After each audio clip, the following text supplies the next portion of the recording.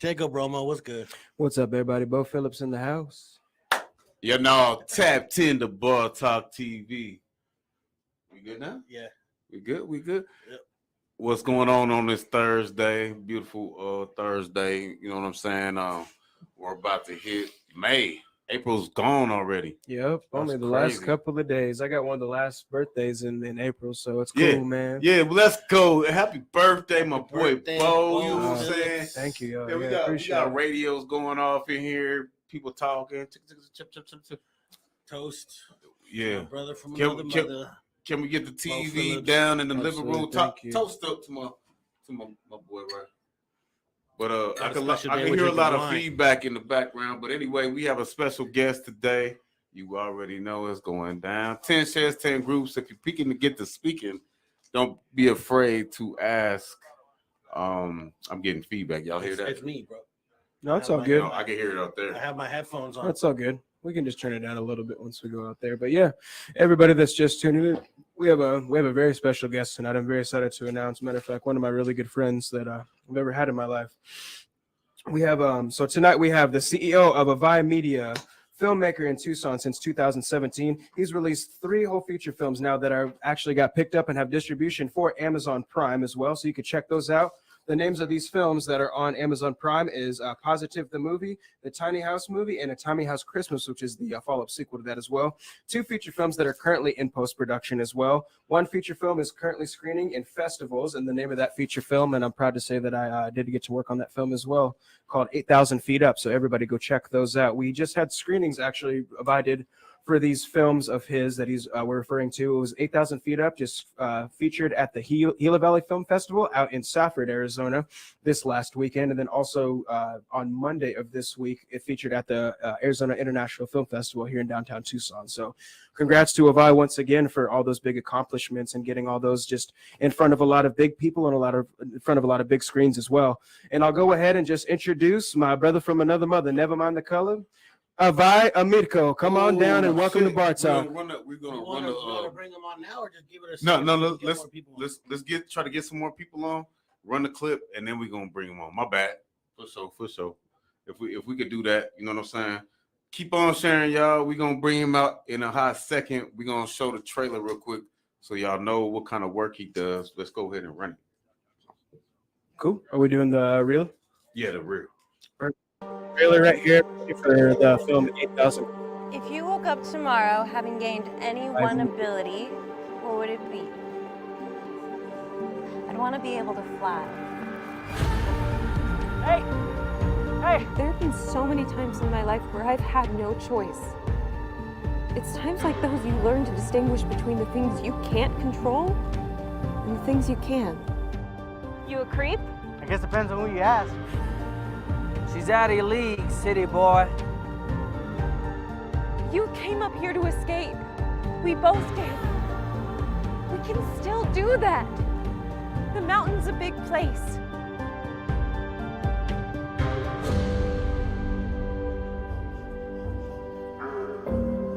I think everything happens for a reason, don't you? Even 8,000 feet up in these mountains.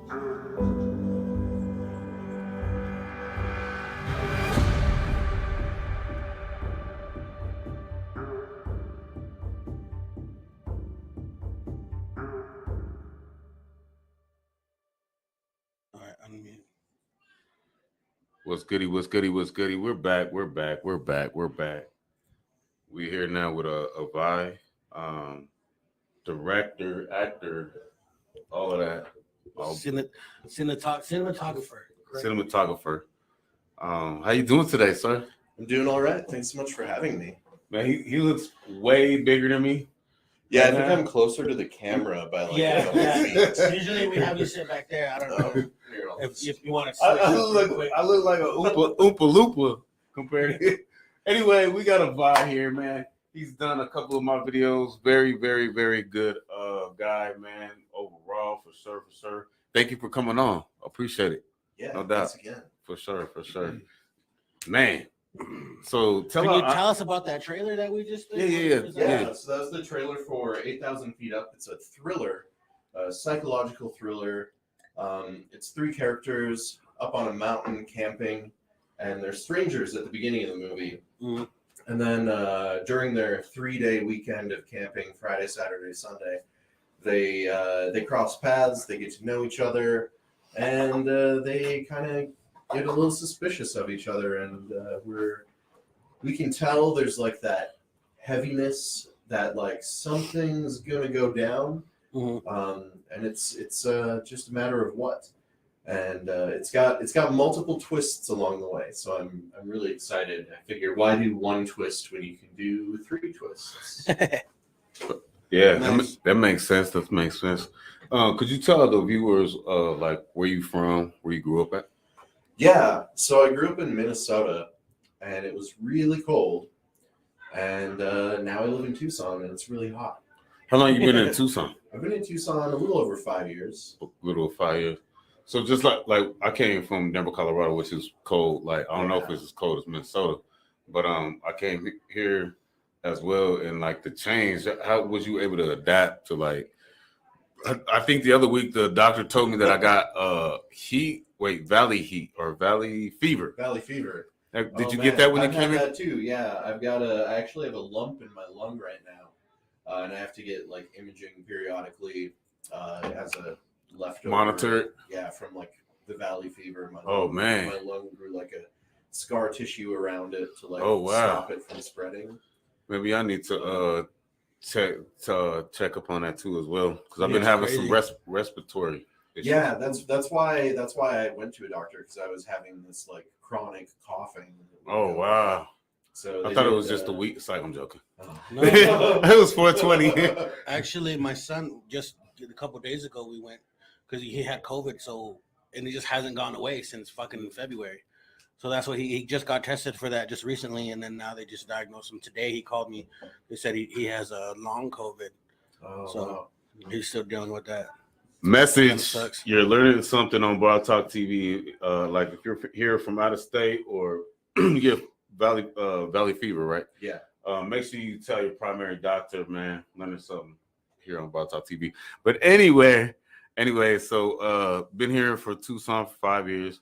How many feature films have you done, or films pretty much that you do? Yeah, so we've wrapped photography on 6 different feature films. 3 of them are out. We have another one that's in the festival circuit right now. So kind of the process we do is we make the movie. Once we're done shooting the movie, we have to edit the movie, and that's like the longer process. Shooting is pretty quick, because we just get some people to a place and we point the cameras and we go. Mm-hmm. And then editing is where we really spend a lot of time, because we have to pick the best angles and the best pacing and the timing. And then once we've got all that figured out, we have to go to a soundtrack composer to get the score composed. And then that takes forever also, because they've got to like create original music. Mm-hmm. So that's a months-long process as well. Right. Then we finally have the movie ready. So depending on what movie or what the situation is, sometimes we'll release in a theater, and then other times we'll maybe play it one night VIP in a theater or something, and then send it around to festivals. Mm-hmm. With the Christmas movie we made, when we made that, all the theaters were closed. So that one just went straight into distribution. Mm-hmm. So you can find them wherever your favorite place to get movies is, whether it's streaming or buying Blu-rays. We've got distribution pretty much everywhere. Cool. So what's the deal with the festival? What happens when you send the movies? Yeah, so when we send movies to festivals typically, like they are showing movies that aren't just like available on the internet or available to buy at Walmart. So it's a draw to go to the festival, so you can attend the festival and see these exclusive new movies that aren't on streaming or anything yet. Mm-hmm. So we typically spend about 1 year in the festival circuit, and depending on when you start, like what fest you want to start at, that kind of determines the start of your year. And then a lot of festivals happen annually around the same month or so every year. Okay. So right now we've got the Arizona International Film Festival, which is in its 30th year, which is super impressive, and that's right here in Tucson. And then the Gila Valley Film Festival in Safford, Arizona, has its inaugural year this year. So that's just the first year it's happening. And I'm really excited to see how that festival grows out in Safford. So we played at both of those festivals just in the past week. And then we've submitted to other festivals throughout Arizona and also a few in Texas. And we're still picking out festivals in California to send to, but we haven't submitted. So what are the benefits to sending your movies to these festivals? So if we get selected by a festival, we get the little award laurels, which is like the two branches of leaves, and then it's got like the okay, I know what you're talking about.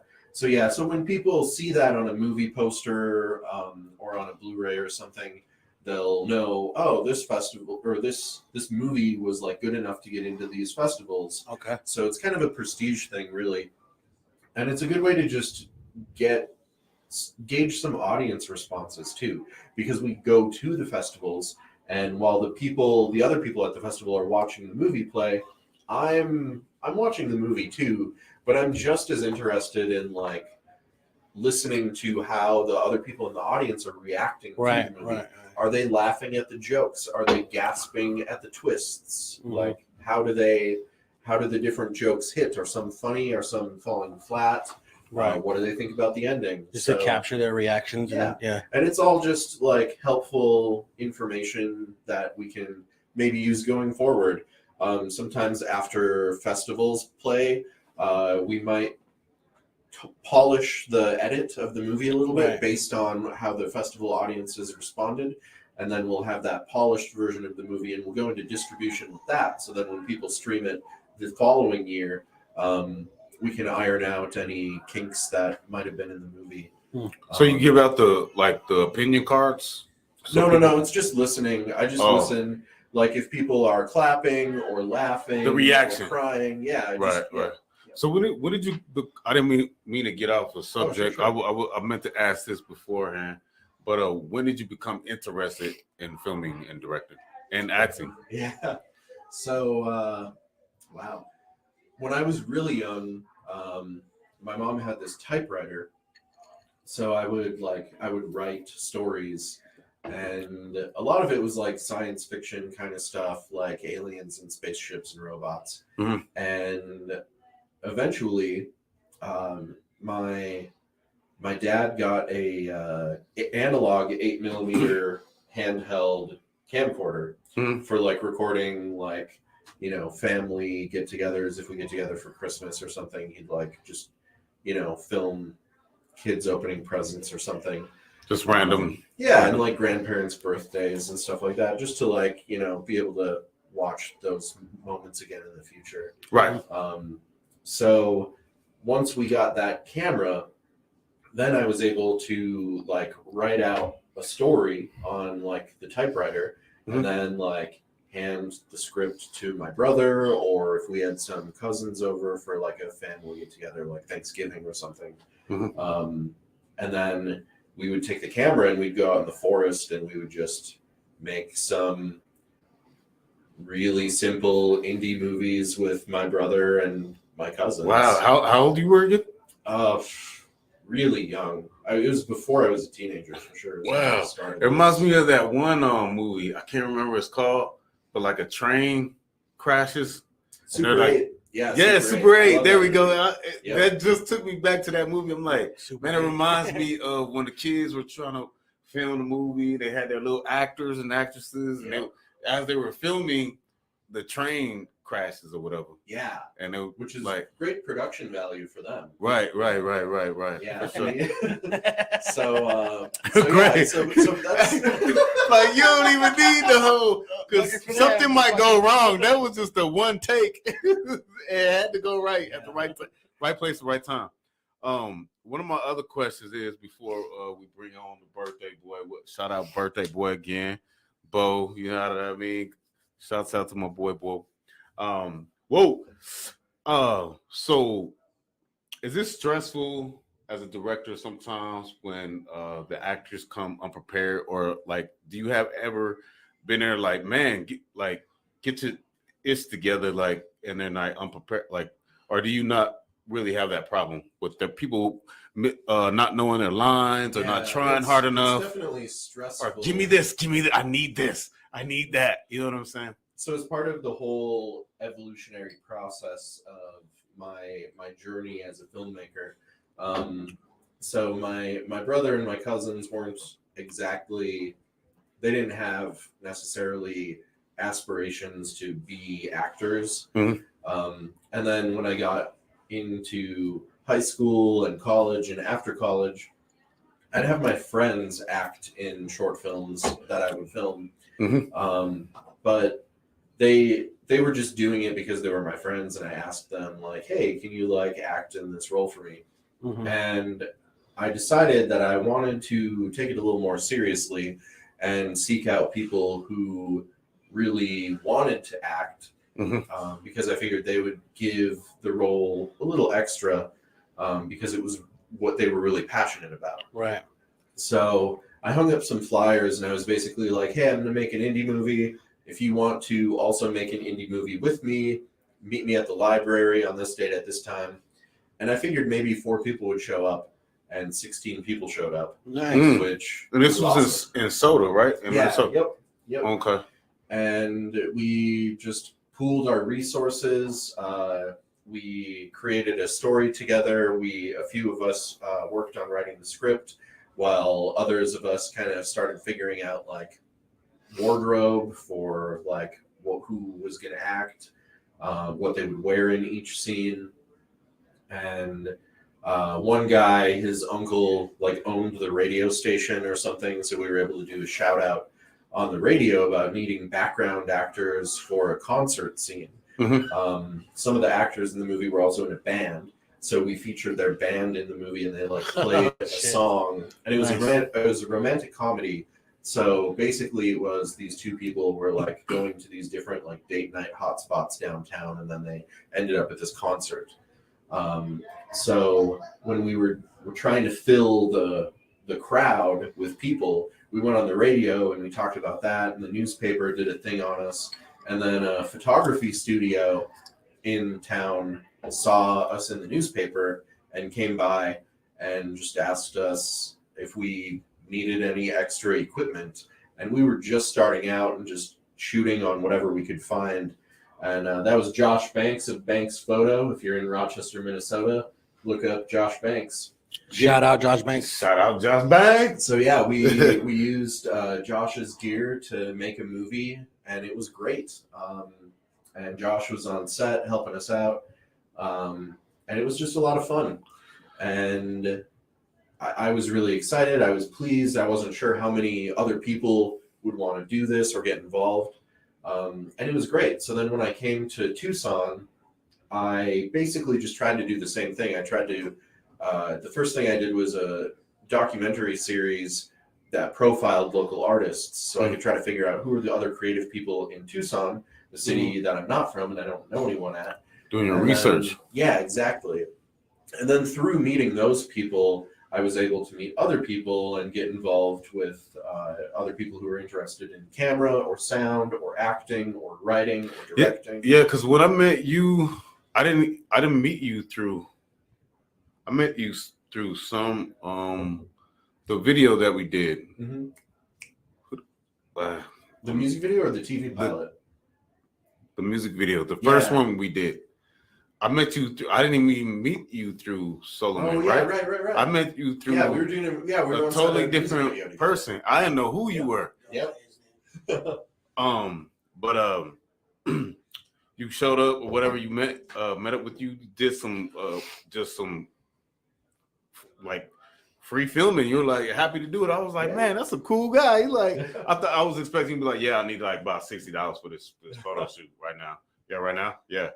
But you were like, oh yeah, for sure. Come on. Yeah. I was like, dang, that's cool. And then you like I said, we used you again for the movie video, and that was phenomenal. Like you guys blew that. That was like that was a lot of fun. You guys hit that out the park. Whoever did you did the editing or did somebody else? Man, I don't remember. You said, man, there's so many projects, man. Yeah, it was a couple of years ago, and I try to outsource the editing when I can. And a lot of the times what ends up happening is even if someone wants me to edit, I find someone else to like do a rough cut, and then I just polish the rough cut. It really just comes down to how many other projects I've got on my plate. I don't do editing. I know how to edit. Was that your first music video? The one that we did before with Downtown. Maybe. Yeah, I don't remember. So like you haven't really in your career what I was asking before, you haven't really dealt with the divas and like having to. Oh, right. So I found that as I've tried to work with people who care more about what they're doing, we get a better result. Mm-hmm. So it's not like people are being intentionally disrespectful, I don't think. But if you ask someone to do something that they're really passionate about, they're going to give it their all. Right. And if you ask someone to try to do something that they don't really want to be doing, and maybe they still say yes just because they're your friend or something and they want to help you out, then that's cool for them. But you might get a better result if you work with someone who like that's the main thing that they care about. And there have been times too, and it's really the only time I find it really frustrating is if it's on a paid project. Mm-hmm. Like if it's a paid project, then the whole context is different. Like you're doing this movie for an executive producer who's got the money and like the budget. They're going to own the film, and you're like working for them. Right. And if they're paying you and you show up and you don't know your lines, or you show that's up unprofessional, and you don't bring the right gear or something, yeah, it's unprofessional. And that's the only time I found it to be really people look at that too, because word gets around like, man, we pay him, but he's good, but he's unprofessional. He don't do that or she don't do it, whatever. But that's what, like, I really wasn't interested in getting into acting. I know I was basically coming to the West Coast, but like at Pima College, man, there's some really good people, and I'm doing a show coming up May 20th, Thunder Canyon. Awesome. We'll talk about that. Yeah. But anyway, there's just some really good people at Pima College, and they're like, they want to come out and do like a short little play. I'm like, man, right on. Like, but you would think the skills that they have, they'd be like, oh no, I'm not gonna do no hip hop. Like, but they're like, oh yeah, let me know, because I've seen we did a Little Shop of Horrors, and a SpongeBob.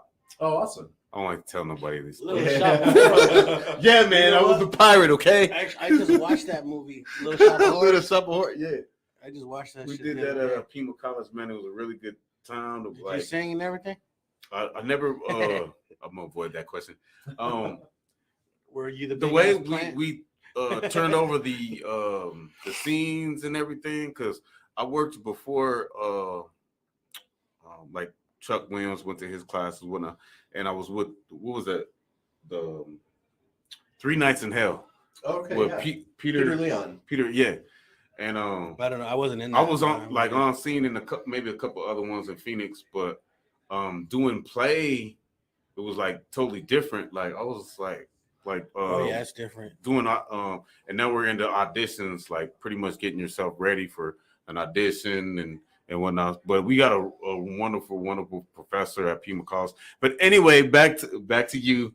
We're gonna go ahead and run the next trailer. We're gonna bring out our birthday boy, Bo. He's coming on stage here in a minute. But we're gonna go ahead and run this clip, and your boy Denim is gonna take a little break. Do you think it's gonna be easy? Do you think it's just gonna walk on out? No, you have to force it out, Autumn. He changed the locks? Yes. Like already? Wow. This could be the perfect way to get back at him.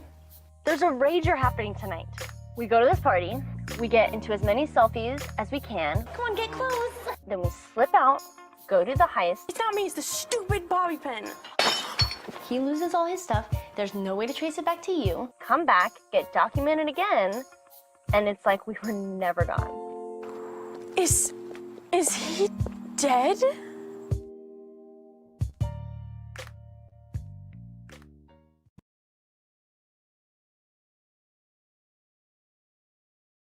And we're unmuted. Yeah. So Do you think it's gonna be easy? Positive, right? Yeah. Both with 8,000 feet up and with positive, the goals were kind of the same. Is just we want to make a movie because any day you're making a movie is better than a day that you're not making a movie. Right. So we wanted to make a movie. We wanted to use Tucson talent, Tucson crew, Tucson actors, Tucson locations. Because everyone's talking about Los Angeles and Atlanta and New Mexico, but we've got people here who can make movies too. Right. And it's just really cool to just, have our own, do our own thing. Yeah. And, the Hollywood system, it's got a long, prestigious history. Right. I know people all the time who they're like, yeah, I'm going to move out to LA and I'm going to make it in Hollywood. And some of them have been out there for years now, and that's awesome for them. Right. I've never really wanted to do that. That sounds really stressful to me. I just want to make movies with my friends, and just because I'm making movies with my friends, though, doesn't mean I don't have to try to take my craft seriously and try to make each movie better than the movie before. Right. We formed a LLC, Avai Media LLC, because it's really expensive. Even if if you want to do anything, there's just all these costs end up adding up as you go through the production. Right. Because people will break your gear. You'll run out of expendables, like batteries and SD cards don't last forever, so they wear out and you got to replace them. Lens filters, especially in Arizona, it's very dusty here. I've never had to. In Minnesota, I didn't have to clean my lenses so regularly, but in Arizona, there's just so much dust everywhere. Yeah. So I'm constantly cleaning things, and then the lens filters get scratched, so I have to buy new lens filters. And then if you want to go a little more into the minor details that I think really have a big impact, even though you might not notice them, is the production design. So you've got all of your set pieces, your props, specific wardrobe pieces that people will be wearing, and you can try to color coordinate stuff. But if you don't have a bright pink computer monitor to match the flamingo and the detail on the t-shirt, I've gone to the U of A surplus warehouse place where you can buy used office equipment basically for really cheap, and I bought a computer monitor, and then I got some pink spray paint, and I taped off the LCD screen, and I just spray painted the case of the computer monitor pink, and then waited for it to dry. Took the tape off, and now we had our bright pink computer monitor, and it cost us $5. So we didn't even have to try to find a monitor on Amazon or Walmart or something. We just little props. They won't know the difference. Yeah, right. Just find something wherever you can. And I mean, at the independent level, we don't have a studio behind us. We don't have Warner Brothers or HBO giving me checks to make movies. It's just, if we want to make a movie, we have to figure it out on our own. That's why it's independent film. Right. It's just you and your passion pushing through this, not knowing. There's no backing like this. No huge company sending us money to, do all this. But if you don't make it yourself, then it's never going to get made, and no one's going to know what you're capable of. You are not going to know what you're capable of. The only way to know what you're capable of is to get out there and do it, make the mistakes. In all of my movies, I've made mistakes, and you just push through them, and you learn from them, and then in the next movie, you try not to repeat the mistakes you made on the last movie. Right. And a big part of that growth is also, when you find other like-minded people who are in your city, wherever you are. And if you're not in the city, like when I was a kid, I just lived in the woods. So, wherever you are, find someone who will work with you. And you can learn from each other. So Alan Williams directed 8,000 Feet Up, and I'd worked with him before on a couple projects. And I really liked working with him because Alan was in film school when I was this tall. So he's made so many different movies and had so many different experiences that I haven't had. And it's really great working with him in that director cinematographer capacity, because he'll have an idea for what he wants to happen in the scene and how he wants me to shoot it. And then as a cinematographer, it's my challenge to try to figure out how to make that happen with the tools we have. So it's a lot of growth anytime I work with Alan or any other director. I just grow as a cinematographer because that director has their own vision and they push me to try new things that I maybe otherwise never would have thought about to try. Right. That's awesome. That's awesome, brother. I know I was privileged to be a part of one of his films. Did you ever find a name? Did you ever pick a name for it? So we're man, I don't like titles. So like, right. I mean, 8,000 feet up. When we're driving to Mount Lemmon to go film, like there's literally a sign that says elevation 8,000 feet, and we shot that with the intent of like having that in the movie to be like, oh yeah, look, they're 8,000 feet up. But like we, in editing, we shoot a lot of stuff that doesn't make it into the movie, and that's just the nature of making movies. Also, 90% of the time and effort we spend is in editing. And you just got to make sure the pacing is good. And we can't include every shot. We can't include every scene. Just because something will work good on paper, we shoot it. But then when we're in the editing room, maybe it like ruins kind of the flow of the one scene to the next, the pacing. So to keep the energy up, we cut out stuff all the time. Right. And then with positive, the pregnancy test, when she finds out she's pregnant, the test is positive. So we took the little pregnancy test picture and wrote positive on it, and that's how we got that title. But yeah, I do short films a lot too, and I do whatever, like for my own projects, I do feature films, because if I'm putting in the effort to plan a production really thoroughly, like you have to do the same kind of planning if you're designing the set pieces or the props and the wardrobe or the mood of the movie. You have to spend so much time designing all that. And then after that, the only thing left is page count. And it doesn't matter if it's 10 pages or 90 pages. Like, you've done a lot of the hard work already, and just doing more pages isn't really that much more effort from like a overall grand scheme of things. You just get people excited about doing more scenes, and most people want bigger roles. Right. So I found that it's easier to get people into feature films a lot of the time because they want a bigger role. They want to show off their skill. They want to have that time to work and grow in their respective crafts also. So I do short films when other people want me to do a short film. Like if someone comes up to me and they're like, hey, Avai, I want to do this movie. I don't have a camera. I don't know who's going to shoot it. I have a camera. Talk to me. Like, I love shooting stuff. So I do tons of music videos. I filmed concerts. Bands will just hit me up and be like, hey, man, if you're not doing anything, bring your wife, have a couple free drinks, and just like shoot whatever you want to shoot. We're just happy to have something.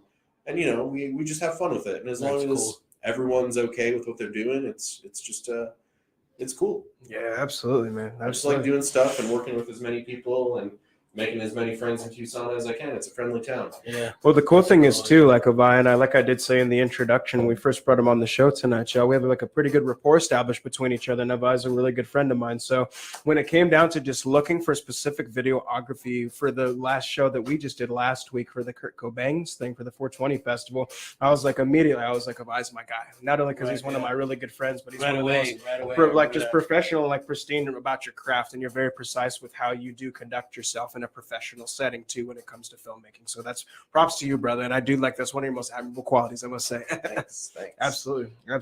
I had a follow-up question when I asked you if you picked the name for the other one. So how do you go about, like, what's your process when it comes to making a movie? So I start with just like an idea usually. Like what is something I want to explore? And that can be a theme or it can be a character. It's usually I want to explore a theme, but from the perspective of a specific character. So it can really be anything. With positive, for example, what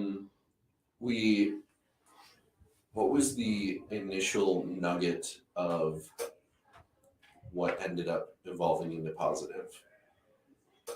Like what you were trying to like the premise before you started conceptualizing? Yeah, I think the burglary thing was what started the idea, because The heist I think thing, right? yeah, I think it was the having heist a thing, yeah. conversation with some people about like, man, you can't even like do a heist today. Yeah. Because you'll get caught because there's cameras everywhere. There's like so many cameras in this room right now. Everyone's got a phone with a camera in their pocket. Every gas station, every street corner, every time you walk past a bank, every time like everyone's got those Ring doorbell cameras. So like if you try to do anything, people somewhere are gonna know where you were when, because they're gonna capture it. Right. So we were coming up with just some brainstorming of like how we could get these characters in this movie to try to like pull this off in the present, and not like an old West Bank robbery, but like a today. Yeah. And we came up with the idea of, oh, and they kind of touched upon it in the trailer, is like, oh, there's this rager happening tonight. You can just photobomb everyone's selfies, and then they'll post it on their social media profiles. That's your alibi right and that's there. our alibi. Yeah. We were at that party the whole night. And then from there, we were just kind of like developing things further. Like, okay, so that's what they're going to do. But like, we want these to be like the good guys of the movie. So, you know, they can't just go around doing a crime, because crime is bad. So what are the circumstances that they're in that push them into doing this crime, where the audience will still kind of be sympathetic with them? So we were like, oh yeah, well, this boyfriend's a jerk and he's always taking advantage of her. And then she finds out she's pregnant and she tells him, and he changes the locks. Yeah. And then it's like, okay, so now she's pregnant and she doesn't have any of her stuff and she's homeless. Yep. So she's out on her ass too, that's the motivation then for, we need to do a heist. We need to like get back at this guy and get your stuff back. And yeah, so then we just started outlining. And then depending on the outline, and also depending on who I'm working with the creative team that I put together, if we end up shooting the outline or actually writing out a whole script.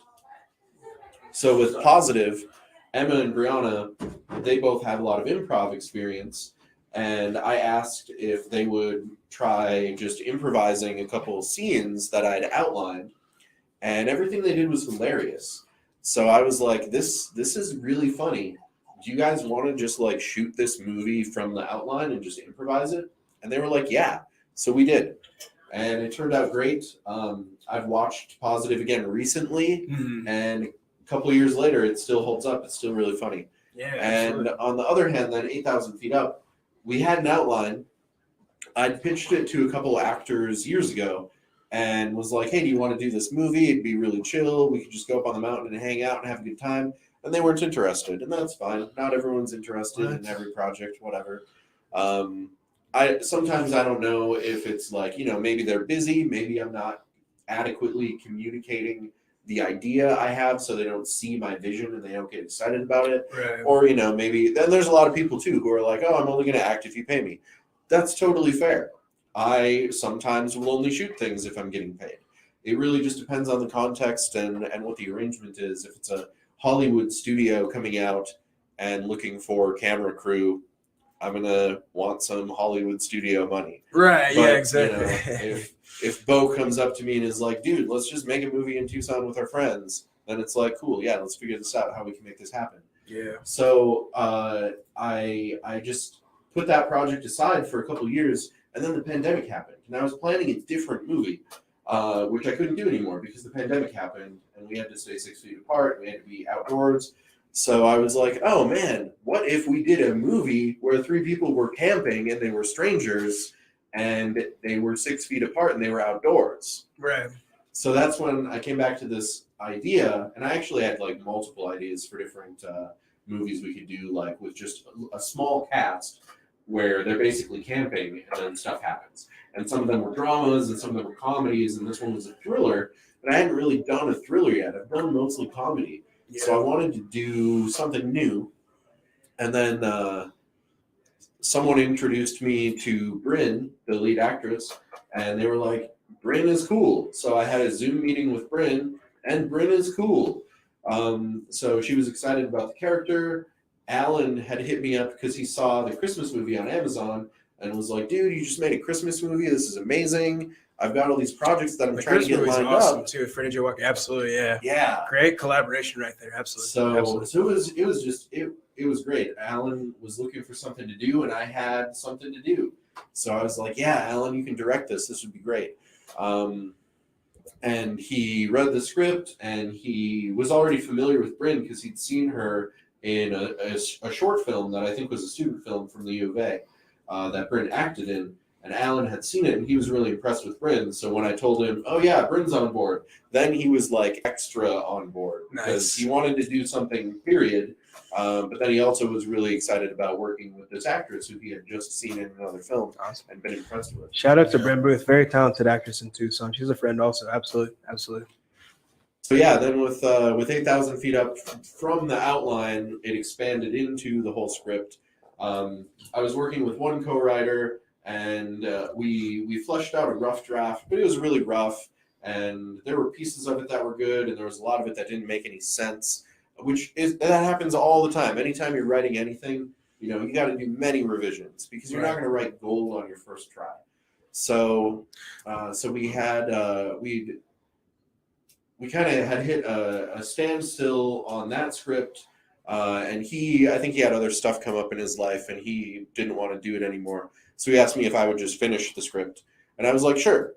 But then I was like, oh, Daniel, you write also. Will you help me finish the script?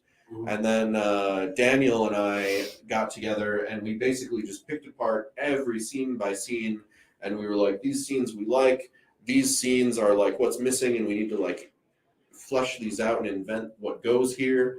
And we just really were hyper focused then because we had a beginning and a middle and an end, but it was like a lot of the details and the character motivations and the character motivations staying consistent. So one character always had like this recurring theme of this is what's driving me to make my decisions, and the other character has this counter theme of this is what's driving me to make decisions. And it's a really cool way to do it that way. There's another indie movie that I saw on Tubi called Coherence, and that was improvised. And I was reading some interviews about like the making of that movie, and they basically each day on set they gave each actor like a note card with like, here's your goals for this scene. And the one actor's goals was leave the room, and the other actor's goals was stop that person from leaving the room. Yeah. So you don't know what's going to happen, who's going to be successful. Yeah. But the actors are going to be actively working against each other because one of them really needs to leave, and the other one really needs to stop that person from leaving. And it just created some good drama. So it's cool to like give characters kind of conflicting motivations or like motivations that will conflict with each other. So then they can have this conflict between them, and that creates more drama, which is really good if you're filming a drama or a thriller. Absolutely. That was one thing that I like, if I can say something real quick. That was one thing I like working with you is when we were there, like you showed us a script, but it was, I guess it was kind of just like a basic idea because you're like, here's your script. Oh wait, you don't have a script? Go. I was like, oh shit! That's the best way to shoot, cool, man. That's how you can just like capture the most authenticity on set. Absolutely, with an actor that's improvising. Yeah. So with that really particular cool shoot, there were 3 scenes, and 2 of them were scripted out, and one of the scenes was intentionally not scripted, and I had a good reason for that. It wasn't that I didn't have time. I had time. We were just waiting for schedules to line up. Right. Which, indie filmmaking, indie space. Yeah. If you've got that executive producer from Warner Brothers giving everyone checks, suddenly their schedules are wide open. Right. But if you're like, hey man, let's do something for fun, people got to do things whenever you're free. Yeah. Yeah. So you got to be patient, of course. And it's a lot of schedule juggling. So 2 of the 3 scenes, we knew that we wanted to hit specific points, and we'd written them out. We scripted out all the dialogue, and then with the 3rd scene, we didn't have a script, but we did know what we wanted to convey, and we wanted the actress to be the most upset she has ever been in her life. And I've found that it's really hard to get that kind of performance out of someone when they're like trying to remember a line. Right. Because you get on set, they've rehearsed this, we say action, and half of them, like sometimes, I've seen it so many different ways. Sometimes they'll know all the lines and they won't, it'll feel like it's rehearsed. And if you've ever been really angry or seen someone get genuinely angry, they're like stumbling over their words. They're not rehearsed. Mm-hmm. Even if they've practiced this 20 times, they're so angry and flustered, they're like fumbling around and it doesn't come out smoothly. Right. So if we're going for something more real and authentic, you know, we want it to not sound like it's rehearsed. We don't want them to sound like they learned their lines. We want them to say the lines, but we want it to sound real. We don't want it to sound fake. Right. And then I've seen it another way too, where someone tries so hard to get into an emotion, and however they do that, there's tons of different ways to do it. I see a lot of actors who I've personally worked with. Maybe this is just coincidence, but they will like think about actual events that have happened to them, what things in their real life made them really angry and furious, and they just try to remember that and get into that headspace, and now they're angry and they don't know their lines and they're like spewing nonsense. Right. So you can get the anger, but then you don't like have any context and it doesn't move the plot the way you want it to go necessarily. So it's kind of a balance of like, we want to plan it enough to make sure that when the actor's really angry, they go to their goal. They need to know where their goal is. Right. Even if they don't have a specific word for word written out line to recite, they know, oh, I have to hit this point, and end up here. And then they just have to get angry and they have to make sure they end up there, and they hit as many of those points up to there as they can. And then once they get there, then we call cut. Right. And I've found that that's a really good way to get a performance out of an actor who needs to be really angry. So for anger and venting or lecturing scenes, we don't always script it all out, because those are the parts where we want to give the actors freedom to improvise and just like tap into that anger and show us what they got. But I wasn't the one that was angry as shit. I had to just stand there. Right, yeah. You were the one taking all of that anger. So. That was so funny, though, because her husband's like, we have a lot to talk about. When they were leaving, I was like, oh, wow. Yeah. She released a lot of emotions that day. Yep. That had nothing to do with me. Right. Yep. Yeah, and I found that's what it is. Yeah, when people are angry, it's usually got nothing to do with you. They got something else, and they're just taking it out on someone. That was hilarious. It was fun, too. So where do you pull your inspiration to do these things? Oh man, so many places. So definitely for living filmmakers, I really admire Steven Soderbergh, because he just seems, I've never met him, but he seems like the kind of filmmaker who's just out there living his best life. Mm-hmm. Because he makes so many wildly different movies. He makes really polished movies. He makes really gritty movies. He does stuff that's like any genre. Well, maybe not any genre, but like so many genres. And all of his movies, they feel so different from one another. He's like experimenting and trying new things each time.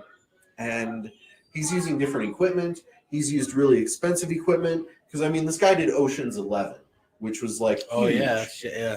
And he did High Flying Bird, which is on Netflix, and High Flying Bird was shot on an iPhone, and his whole lighting kit was one LED panel, and then everything else was just the sun coming through, your natural environment.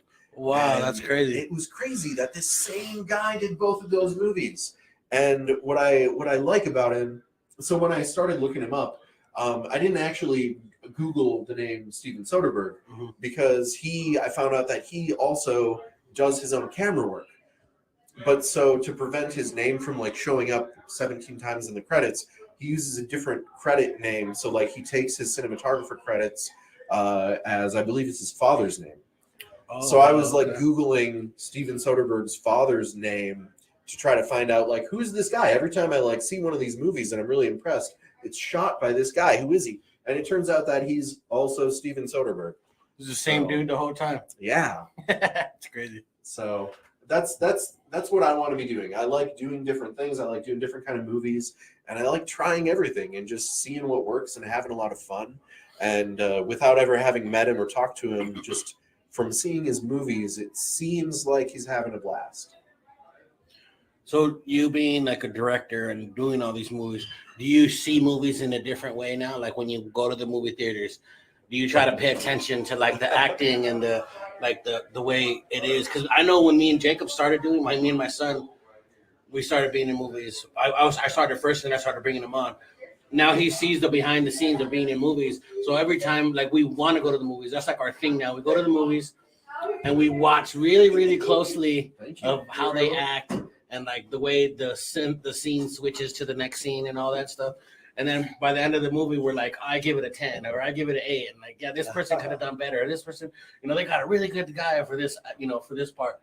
So how do you see movies now when you watch them? Yeah, absolutely. When it kind of depends.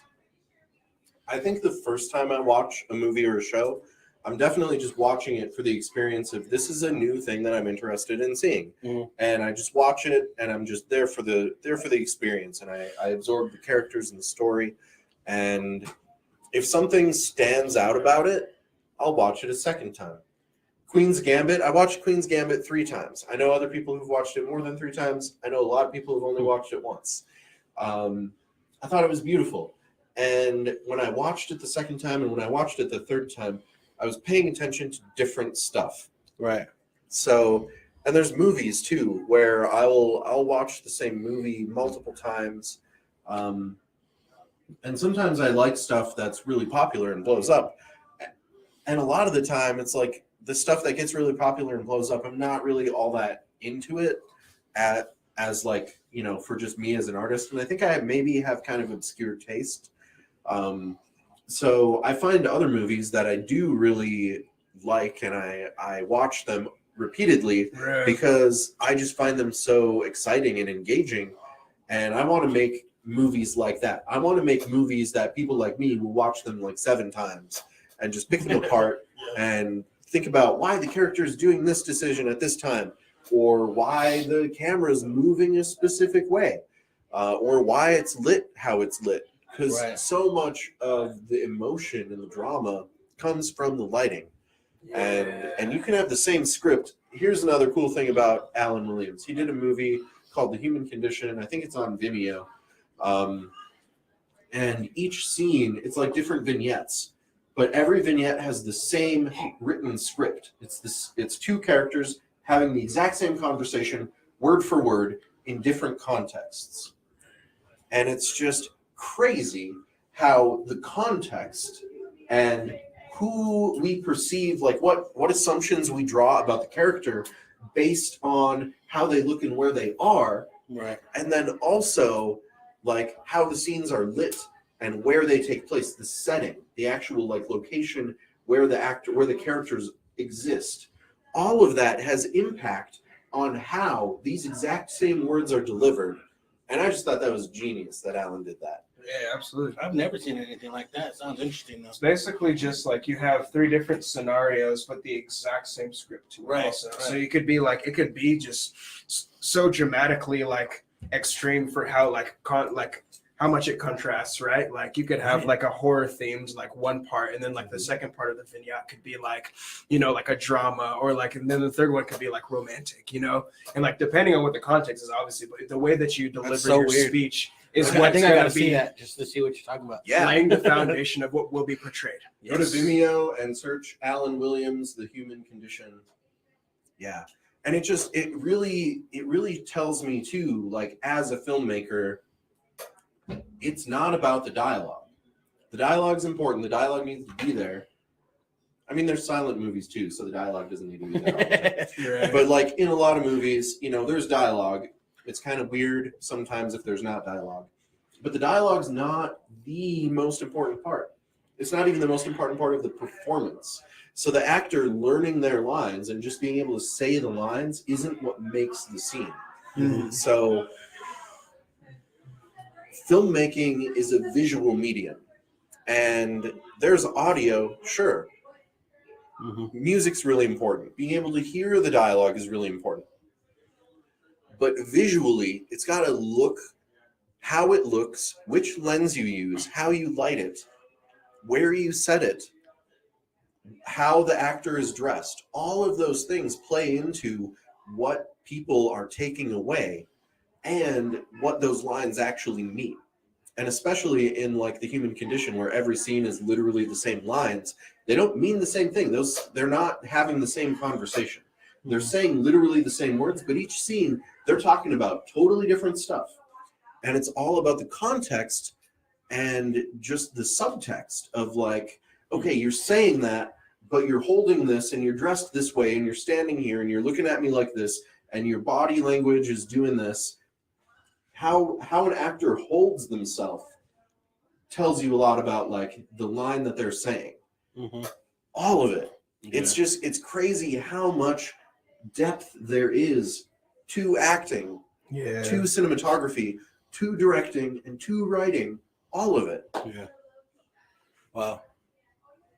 I agree. No, yeah, the like, I'd say not the biggest films that I've worked on. Actually, the films that like had the smallest budgets were like my most in-depth roles, but that had nothing to do with like the script itself. I think it was just like the place and the time and the people, right? It was like a student film for here in Arizona, in Tucson at U of A, and it was like a buddy of mine, Marcos Vidal, shout out to him. Yeah. He had me playing the lead for one of his films called Miss Simon, and the premise of that, it was like I was playing a schizophrenic painter that like, you know, had this like love interest and it was like his first girlfriend per se when he was like a little teenage kid. And like the stuff that I had to do to kind of like conceptualize and just like mold my mind around what it's like to be a schizophrenic. It's like, one, you have to do your research, obviously. So, you know, I looked up what are the different types of schizophrenia. There's stage 1, there's stage 2, and stage 3. Stage 1 is like, you know, auditory hallucinogens. And then stage 2 is like you're actually like visualizing too. Stage 3 is like you see like you hear the auditory hallucinations and you're seeing like the visual hallucinations, but you're also like interacting with them as well. So like that's the biggest difference. Just like a quick crash course on schizophrenia, and It's trippy because like I had type 3, stage 3 schizophrenia, which is like full blown like I'm talking to myself in public. Like for example, Tyler Durden from Fight Club. That's like how like the level of schizophrenia I was, and it's like the stuff that I had to do on a daily basis, like you kind of have to make that sacrifice, which is also a part of the beauty of filmmaking all the way around too, from just like not just in front of the camera, behind the camera too, like you were exclaiming too with cinematography. There's so much that goes into it that people don't know until they like do it themselves. You can be like all day long, like, this movie sucked, and then it's like the people that like the movie like it for these reasons, and it might be because they've actually made films before and that's why they like it. They're like, oh, I can see like the depth that it took to get the lighting this way, to get like the color correction this way, especially if it's like the gray coloring aspect and stuff like that, which takes so much time to do in the back office and post-production. Like there's just so many different things once you start learning how to make your own films that you appreciate so much more about films. I know that like since I took my filmmaking journey and started actually like really taking it seriously by the time I was like 18, since then I have not been able to look at films the same. Right.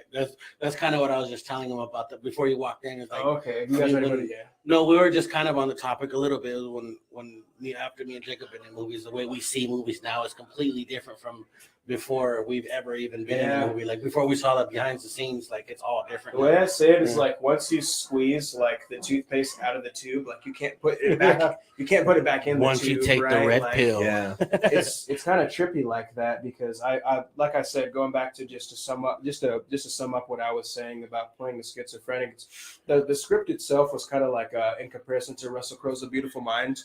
So like, you know, what I was portraying, it was just so like nothing was psychologically like tentative or tethered to like how I am as a person. You know, there's like certain aspects about myself where I'm like, oh, I feel like clinically insane. Maybe I should get myself checked in. It's just a really stressful day. But imagine not being able to check out of that, you know, like you're like that, like full blown, like all day in, all day out. You don't know what's real and what's not essentially. And like, there's a lot of people that live like that. So I took that into account too. Like, holy shit, like this isn't just like some made up thing that's fiction. Like this is something that people that walk among us like actually go through. And I had to take that into account. Like, God, there's a sense of compassion behind it, but there was also a sense of like, God, like, in order for me to be this person, I have to be a certain way. So I have to like display like these mannerisms and these antics and like even just the ticks too, you know, because like whenever there was a tick that I kind of like came up with and Marcos really liked it. It was like me kind of like twitching, and that's when I like would see something that wasn't there, but that would like initiate that I was seeing something on camera, right? Like that tick was like what was displayed clue, as like now the audience knows that I'm now going to be seeing something that's not real, but everyone else does not see. Only me. Only I can see that what is going to be like shown right now. And then afterwards, of course, it's like the next like cut scene is like a freaking father with like his little boy at the coffee shop, and they're sitting there staring at me, like having a conversation with myself, like at a table with no one sitting in the other seat across from me. Yeah. No one sitting, exactly. No one sitting at the seat across from me, and they're just sitting there like, let's get out of here, son. This guy's fucking crazy. Like, you know? So it was pretty cool to get that type of experience because, you know, when you do those kind of films, it opens up your mind and your heart too for like different ventures that you're like, oh shit, like maybe I should become more versatile in what I'm doing. And that's what Avai is like the fucking king of to doing in Tucson, because he's like, dude, I do a lot of comedies, but now I'm like getting into the realm of like thrillers. And that was kind of a follow-up question that I did have about 8,000 Feet Up actually too, if we can go back to that for a second. Yeah. Which is like, would you consider 8,000 Feet Up like the genre like more of a psychological thriller? Yeah, I'd say it's definitely a psychological thriller without question. There is comedy in it. And I think maybe that's partly because my background is making comedies. But at the same time, like, comedy is just something that happens. It's like relatable. Yeah. Having like suspense suspense happens in life, but like movie suspense and a psychological thriller, that's less common. That doesn't happen to everyone every day. But there's usually something kind of funny that happens. So in 8,000 Feet Up, there's a lot of comedy. There's a lot of moments in between the suspense where the characters are having a funny conversation or they're doing a funny thing, and there's just comedy, and there's dialogue comedy, and we also play with physical comedy, like Three Stooges stuff. Not that over the top, but I mean, there's a scene where an actor, his character gets really frustrated, and he's got those pants that like zip at the knees and they turn into shorts, and he's trying to trying to zip it back up into pants. And it was easy to turn it into shorts, but to turn it back into pants while he's wearing it, it's kind of tricky. I do remember that was Furman's scene. Yeah. And Furman did a great job, and his character was just so angry at that moment that like now he can't even put his pants back together, and that's making him even more angry than what the plot put him in. He just flips out. So it's just little stuff like that. He's like sitting on the camping chair. And he's like, it's funny. Getting cold outside. So yeah, there's definitely a lot of funny moments in 8,000 Feet Up, but it's absolutely a psychological thriller. Nice. Okay, awesome. Yeah, I just wanted to clarify that. That was actually more of a personal question too. I was like, wait, hold on, what would you consider this? You know? Like, yep, absolutely. Yeah, and I want to do. I've got plans for the next couple productions. And everything is always flexible. I've found, because we were talking earlier about, you know, if you don't have studio money and you're just trying to like make whatever kind of agreements you can with the people who you have access to, sometimes you think, oh, this is going to be the next movie I do. But then you hit a roadblock. Something happens. When we were doing the Christmas movie, we had to get pretty creative because we were on a tight schedule because our lead actress was going to Spain. Spain's on the other side of an ocean. I can't just be like, oh, sorry, we need to reshoot a scene. Can you come back? Right. Like when she was gone, she was gone. Yeah. So if you read the credits, we kept filming with the other actors. We shot her out first because she had to go to Spain. We kept filming with other actors, and we just had them like wear the same color sweater and then have like their hand in the foreground of the shot or something like that. So there's actually doubles for Harmony in multiple doubles that we used based on who was available to be a double for the back of the head of this actress who had gone to Spain.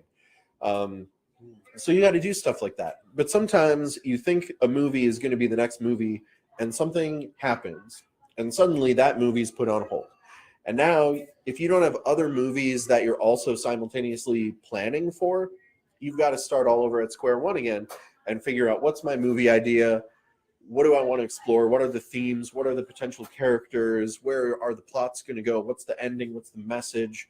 So I always am pursuing multiple stories at the same time, and I often will pursue different stories with different people, and then that way, if one person's schedule changes, that's okay. We can still do that movie later, but now this person's schedule maybe opened up, so we can make more progress on that movie idea.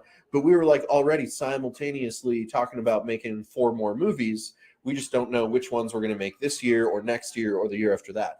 So I always plan as much as I can. Well, yeah, I plan what the ones that I'm most excited about. I pick a few, and if other people are excited about them too, then I go for it. And if I'm excited about an idea and I pitch it to a few people and they're not excited, then okay, that one's going back in the Google Docs folder, and I'll pick it up again in 2 years or something. So the next one that's really coming together is an adaptation of a classic murder mystery novel from the 1920s. And I'm really excited about it because we have a lot of cool ways that we've updated the story. We're sticking as close to the books as we can, plot-wise, but we have to make some changes because in 1920s England, they didn't have Google, they didn't have smartphones, cars. Not everyone had a car. It wasn't common. So there's a lot of things that happen in the story where it's like, okay, if we just literally do this script, like if we turn the book into a script and film that set in present day Tucson, people are going to ask a lot of questions like, oh, why didn't they just Google that? Why didn't they just call him and resolve the whole misunderstanding? And then there's no mystery anymore. Right. So it's coming up with ways to like update the logistics while still sticking true to the plot. And that's been really exciting. So we've done 2 scripts based on 2 different classic murder mystery novels. One of them, we found a perfect location. It's going to be a very expensive location. So maybe 2024, maybe. We're working on it. We'll continue to work on it. And if that one comes together, we do it. Another one is much simpler settings. It's mostly people's houses. And that was kind of what was appealing to me about that specific script is like, oh yeah, this is just now they're at this character's house, now they're at that character's house, now they're at this other character's house, and then they're like in between or at, you know, a restaurant, things that we have access to because there's plenty of them in Tucson. And the cast was kind of small. I mean, it's a bigger cast, but there's like 3 main characters. And then aside from those 3 main characters, everyone else has like half as many lines or fewer. So I'm really excited about that one. Bo's going to be one of the leads in that one of our 3 leads in our murder mystery. Nice. We have all the locations lined up already, and that's such a great feeling because locations is really hard to get. So I try to get the locations first before I approach people about, hey, do you want to act in this movie? Because if I can't get the location and Bo starts learning his lines, it'd be really rude of me to be like, oh, sorry for wasting your time. Right. This, we're gonna have to delay production because right. of this reason. Yeah. I wrote a script about robbing a bank and getting away in a helicopter, and I can't find a bank, and I don't own a helicopter, so I can't film it now. So you got to work within your means. Yeah, right. But that is one thing too that we're good at complimenting each other with too, because like a lot of the like production value that I give, I'm a producer on a film, is like knowing locations, right? So like I know like other different films we've worked on where it was like another person's company, etc. Like Just Desserts, it's like I know like the owner of that restaurant, so like that's cool. You could bring it in, and there's been a couple of different instances too where that's been like a factor as well. But that's one thing too that gets undermined so quickly too in filmmaking. Everybody that's watching out there and that's kind of like learning like the very beginner 101 specs of filmmaking too, lock down your locations, because a lot of filmmakers won't do that until it's like well, we gotta like find a location in 2 weeks, and it's like, no offense to any filmmakers that are watching me that I've been through that with when I'm producing your films, but it's like just lock it in advance as much as possible. I'm not trying to bag or like say like any names out there. Now that I think about it, there's a couple of people that are probably watching this and be like, oh well, like Bo, like when you're producing my film, not anything exactly. Indie filmmaking is about overcoming challenges and solving problems. Exactly. You can plan your film out as detailed as possible. It's not going to go according to plan. Stuff's going to go wrong. Never does. But if you have the plan, when stuff does go wrong, you don't have to be as stressed because you still have most of the plan in place. Right. So it's good to plan. It's also good to have a team. So a good friend of mine, Dave Ritchie, I always want to say graduated. That's not the right word. He didn't graduate from Raytheon. He retired from Raytheon. Nice. So, and he's got a lot of project management skills and making sure that we get projects across the finish line and that the people are staying on track. He's a cool guy. That's a cool guy right there, you guys. Shout out to Dave Ritchie, everybody. He's really cool. I met him on the set of 8,000 Feet Up. Yep. He was our script supervisor. So, and for the next one, he's going to be the assistant director. So he's going to be doing all of the people managing and a lot of the logistics and scheduling, kind of like a PA actually too, like a PA and like a production assistant, more in like Hollywood films. That's mostly what they do. Yeah, I know in indie films, a PA like it covers so many different things across the board. Since it's a smaller budget's just equal like more hats that have to be worn by one person. But yeah, that's cool that he's like he talked to me about that actually too when we filmed out at the VFW by Cowtown. Oh yeah. That was a fun night of filming.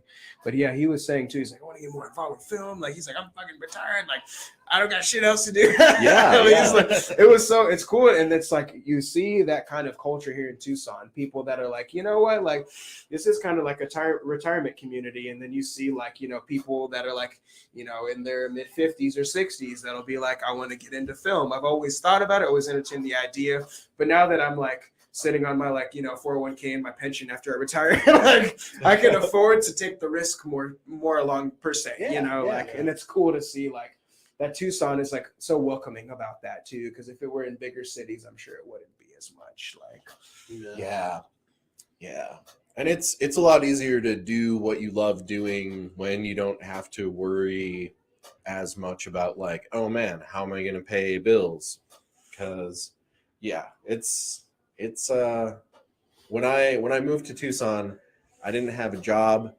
I didn't have any friends, anywhere to live.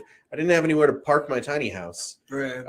And we ended up turning that story into a movie. Right. I've seen that. But yeah, so it was a challenge, but I didn't know. I had a feeling about Tucson. I visited. I had really low expectations before I got here. Right. And then when I first arrived, my expectations like dropped even lower. And then, but as I started meeting people, I'm like, wow, everyone in Tucson is just so cool. So I'm like, all right, I'm going to try to make Tucson work for 1 year. And if it doesn't work, I'm just going to go somewhere else. Right. And now 5 years five later, plus years later, I'm still here. Awesome. And Nice. things have just come together. Yeah, absolutely. I've met really great people. And it's a good place to get back on your feet. Yeah, absolutely. Cool. We've known each other since I think you first moved out here. I'm trying to think when we did the first film. Pepperoni. Yep.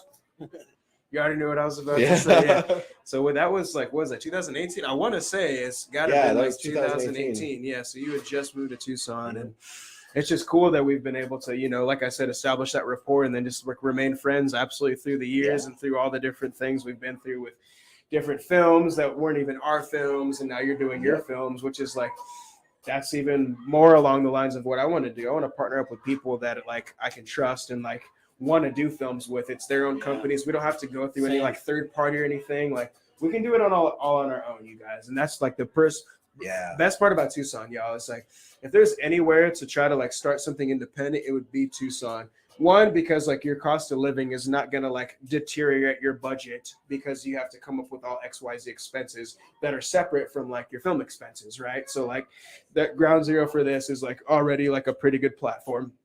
And then from that, then like evolving from that standpoint, like the building blocks you need on top of that foundation is like not going to be as expensive either, because it's not like you have to pay all this crazy money to rent studio equipment from people. Like Avai even has said tonight on the show, like I will rent my equipment to people, or I'll just show up with the equipment and just do it, depending on what it is. Like he said, in the context and like who's involved, et cetera, all the different factors are going to be like a part of it. But like you don't find that in any other bigger cities. Like I was saying, like I know buddies of mine in LA. He's like, no, I'm not going to rent out my equipment for free. Hell no. He's like, you know how much money I have to pay like in my overhead, like $2,500 for just like one little room in a freaking 800 square foot apartment. Like, and it's like, that's the reason why Tucson's more of like the indie town that's like can make it happen and then not have to rely on like a corporate structure, or like any person that you are going to be hiring has to have like some kind of like corporate background on the resume too to like get the job or anything like that. Like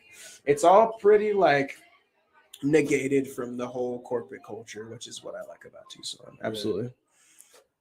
I was gonna say too, like I had so much fun working with you the last film. So if you need even background people, I like putting myself in situations where I'm uncomfortable, because that's to me that I'm learning more. It's like more progress. Like the film we did with I did with Fausto. Yeah. I had to speak Spanish the whole thing, and I anyone that knows me, I suck at Spanish, but I was totally uncomfortable. I was totally out of my element. And I did it, and after that I felt like really good. So I was like, "Fuck yeah, I want to do it again." Like, that's just it's just being there and doing it. It like I love. There's no other feeling better than that, you know. So sorry guys, I'm here. Sorry to interrupt. I wanted to introduce. We're gonna introduce Tess. She's actually part of Avai Media. Also, this is the wife of Avai. Oh yeah, what up, Tess? Get up in here. Come get on the microphone real quick, too. Everybody, this is Tess, the Midco. Come on down. Hello. You. So Tess is the designated undesignated. You guys work that out. That's your guys' company. COO of Avai Media LLC. Oh yeah, absolutely. Go ahead and. Let me lower this down for you, actually, real quick, Tess, because this is a pretty high seat. What are you doing? Oh, that's amazing. It's okay. Yeah, I didn't know I want to was raise it up, you can raise it up as much. coming on tonight. So let me know if you have questions. Yeah.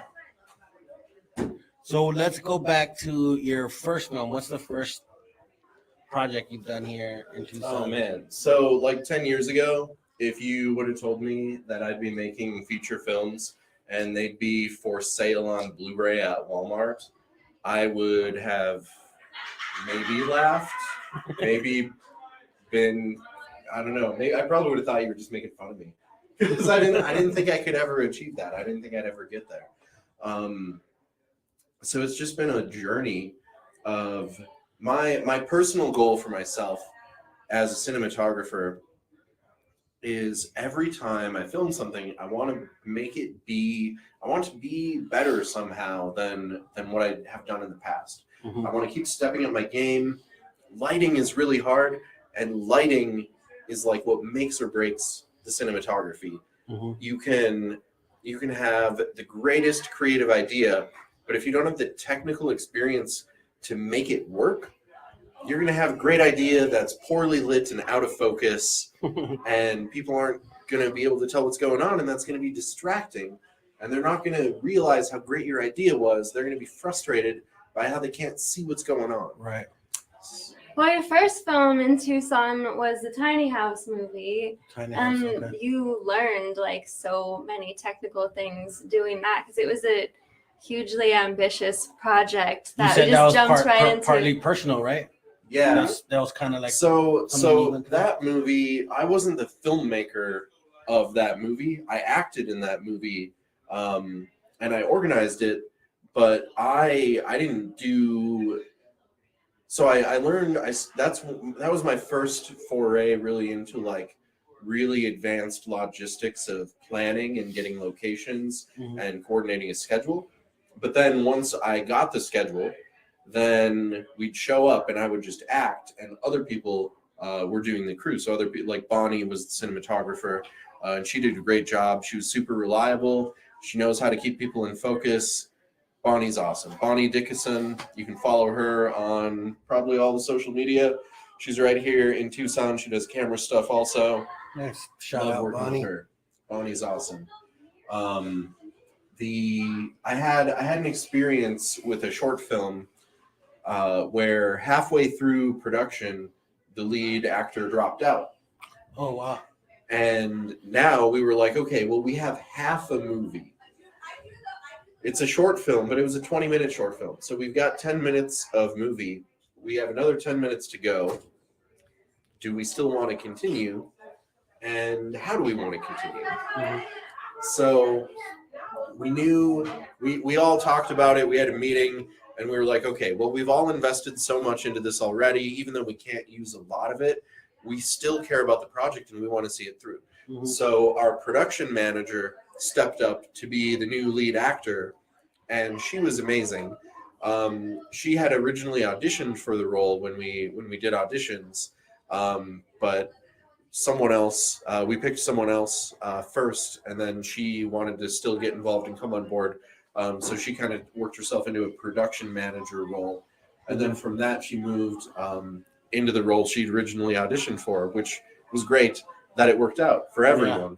So we shot the second half of the movie on schedule that we had already made, and we've already reserved all the locations and got the restaurants and whatever.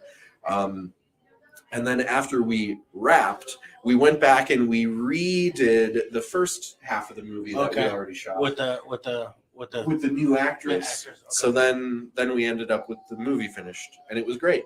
Turned out really great. But when I came to Tucson, I didn't know anyone. So I didn't have any friends. I couldn't call in any favors. Right. And I didn't have a job or a place to live or any idea of how I was going to get groceries for the week. So I certainly couldn't pay anyone to be like, oh, here's money. Come drop whatever you're doing and act for me. So it was really just like, okay, I've got to meet some people and I've got to take chances on them. But I didn't want to end up in a situation where we could do a lot of work only for one person to like screw the whole thing up for everyone else. So I was talking with my friend Brandon out in North Carolina. Shout out to Brandon Lawrence. He just published his first book. It's a available ebook and maybe paperback also on Amazon. It's called Etc. If You Will, and it's a collection of hilarious writings.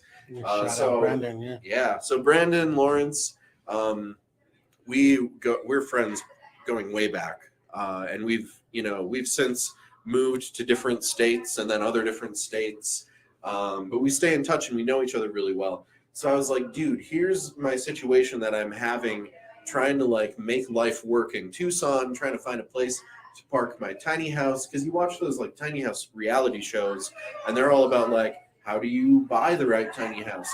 How do you decorate your tiny house? None of them are like, where can you park it? How do you get electricity so you can have air conditioning and Wi-Fi in the summer? So I was learning all these things the hard way, and it was just crazy, the experiences I was having. How big exactly are those tiny houses? So they come in all sizes.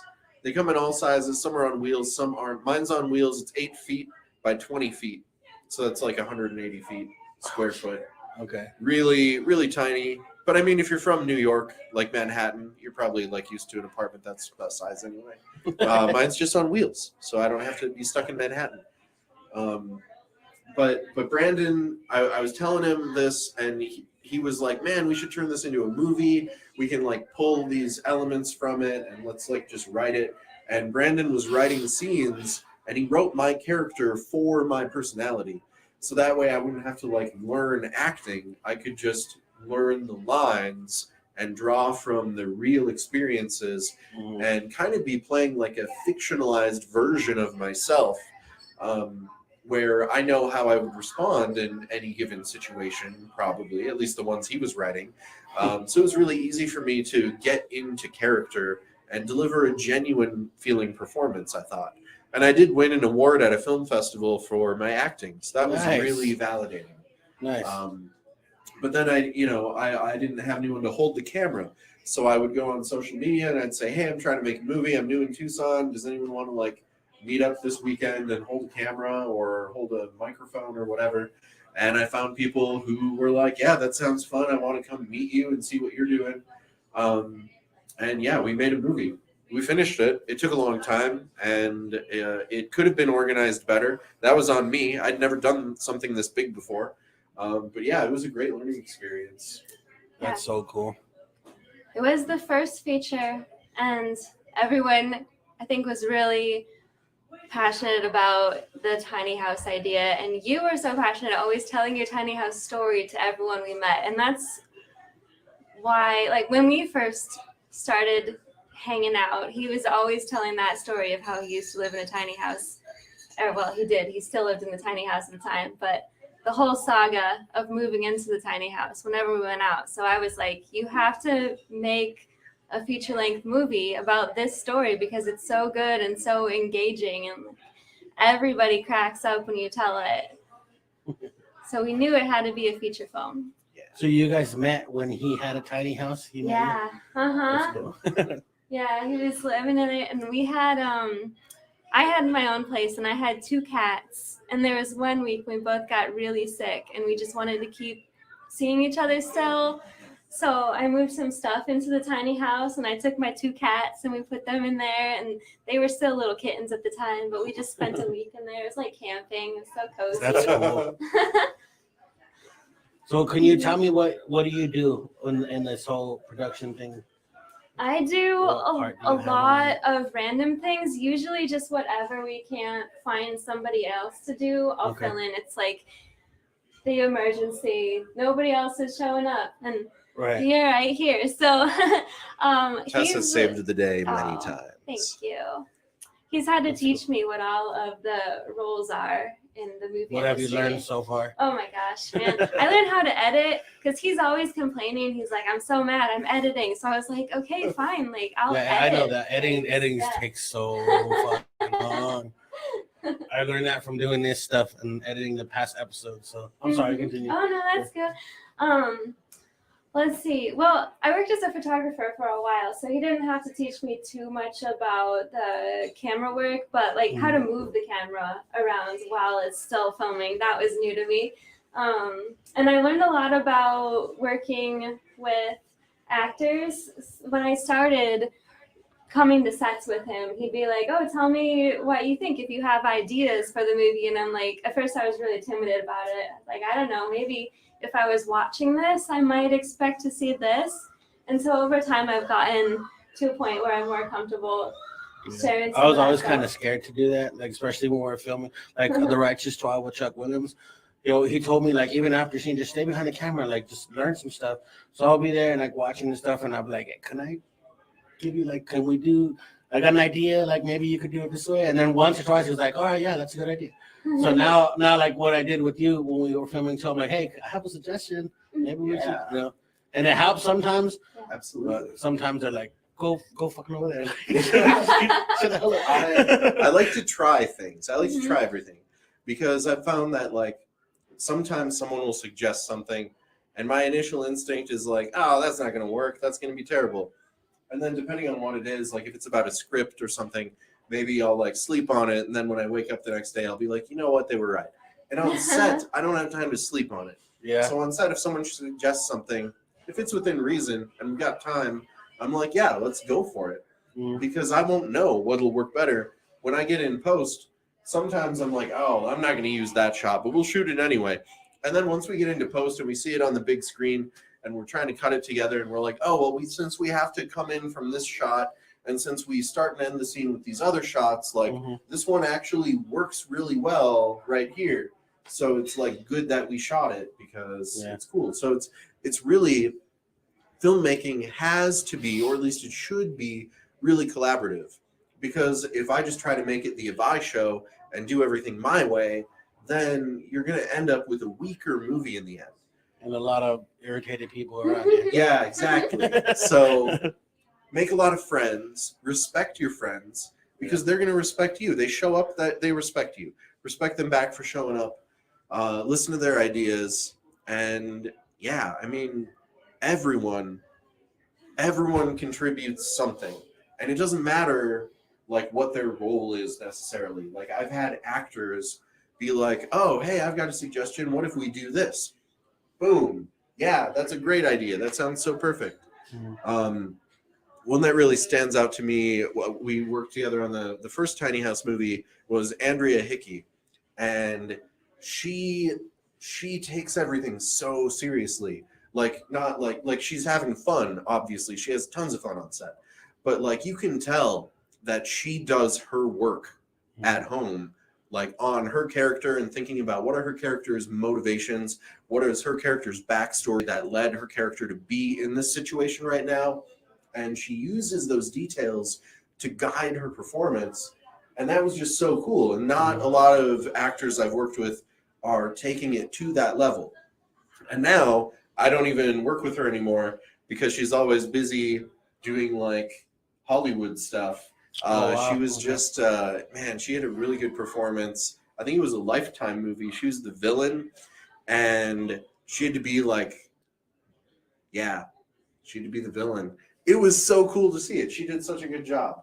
So I'm really happy that she's out there. Get that opportunity to be like a method actor. Yeah. To just put myself into that one thing and that one situation, and then, you know, go for it. But like I've only had like small parts so far. Even in all my other parts, it's just like shooting at people or crazy shit. Just that part. Like some of them I didn't even have like speaking scenes, but they were really fun. Yeah. Being the bad guy is really fun. Try acting. try anything. If you're interested in anything, try it. Yeah. Because if I hadn't tried it, I wouldn't be here. There wouldn't be Blu-rays at Walmart with my name on them if I hadn't picked up that camera when I was a little kid and been like, oh, this looks fun. I'll try this. You just got to try it. And I made so many bad movies. Maybe I'm still making bad movies. Sometimes I don't really know because I'm so close. I'm objective. How many have you done film festivals so far? Since you started, how many have you done? So short films, I can't count. Someone else once told me that I had like 70 movies on IMDb. Wow. And I'm like, no, I don't. That's way too many. And then I like looked myself up on IMDb and I'm like, oh, it's actually like 80. So it's probably more now. Damn. But yeah, I've done a lot. And I mean, even there's tons of movies I've done that are not on IMDb because that's how bad they were. And I've submitted a lot of movies. I've definitely hit those phases in my path as a filmmaker where I'm like, oh, I think I made something really good this time. I'll send it to a bunch of film festivals. And then I get a bunch of rejection letters from all the film festivals because my movie sucks. And then I'm like, oh, maybe, I don't think all the film festivals are wrong. So maybe I still have a lot to learn. Right. And you kind of get that point in your journey where it's like you finally figure out what you don't know that you don't know.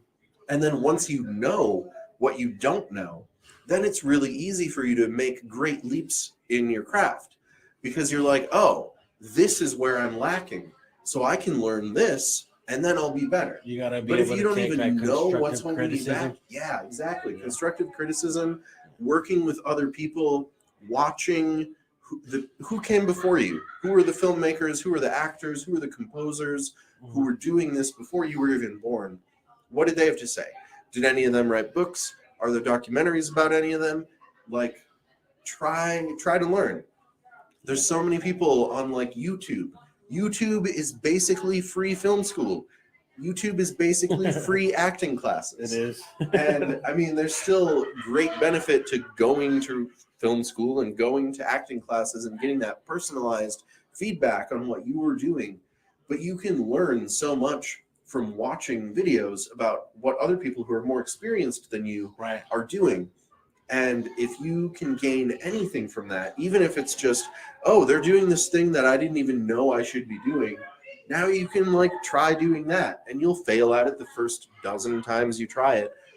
But if you keep going, you're going to get better if you're trying to get better. And it's just a matter of time until you're pretty good. Yeah. So we've wrapped 6 feature films right now.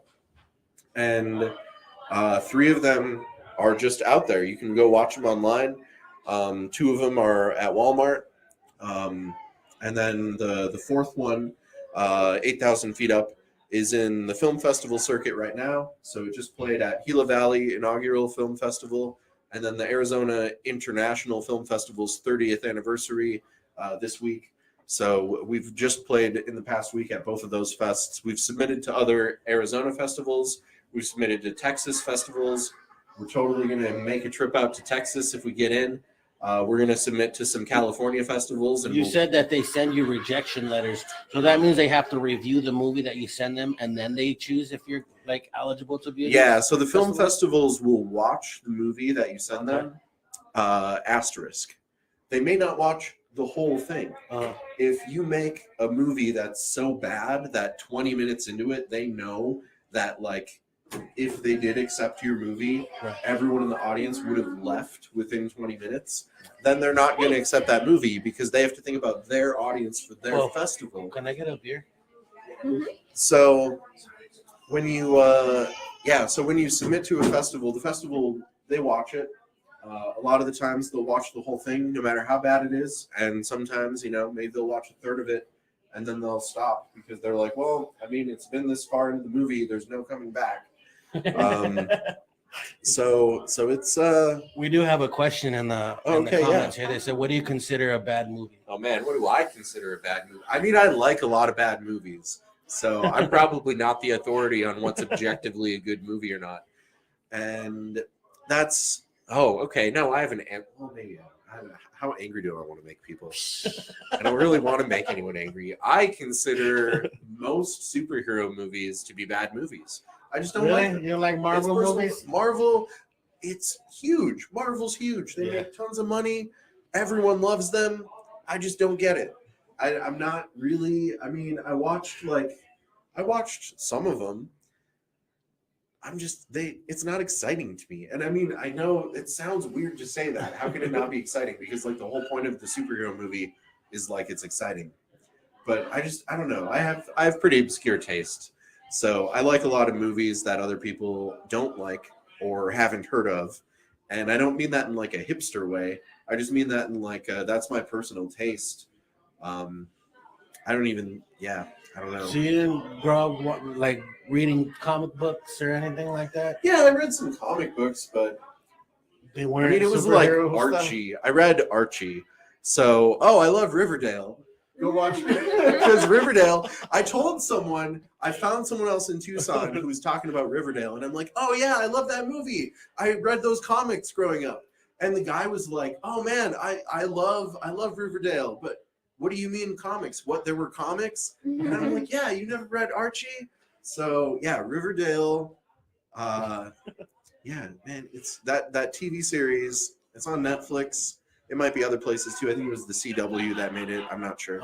But yeah, it was comics. It was comics before I was born. Like maybe my parents. I don't know. Does anyone who's got Google in their pocket? When were the Archie comics coming out? Like 1930s or something, maybe? Like I don't know.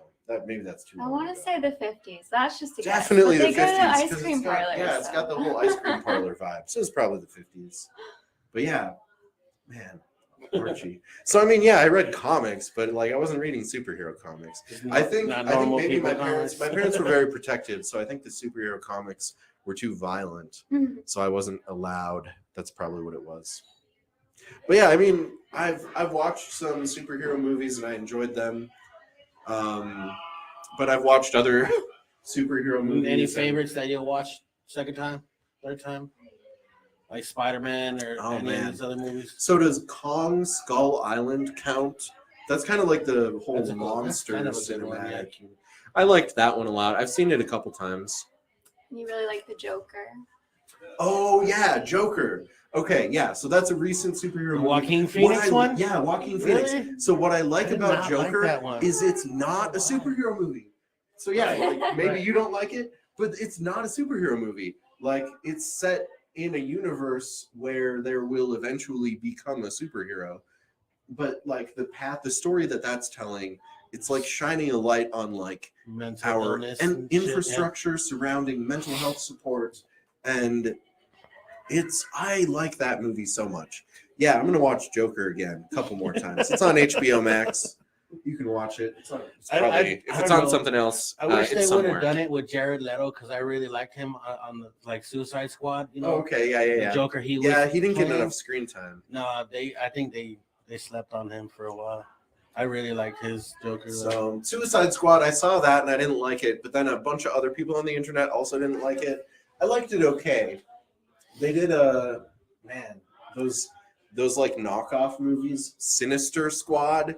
It was like they ripped off Suicide Squad, but instead of like DC Universe characters, it was fairy tale characters. But it's like the same movie. Like you have to get all the fairy tale bad guys together and put them on like a Suicide Squad, except they had to call it a Sinister Squad because copyright infringement.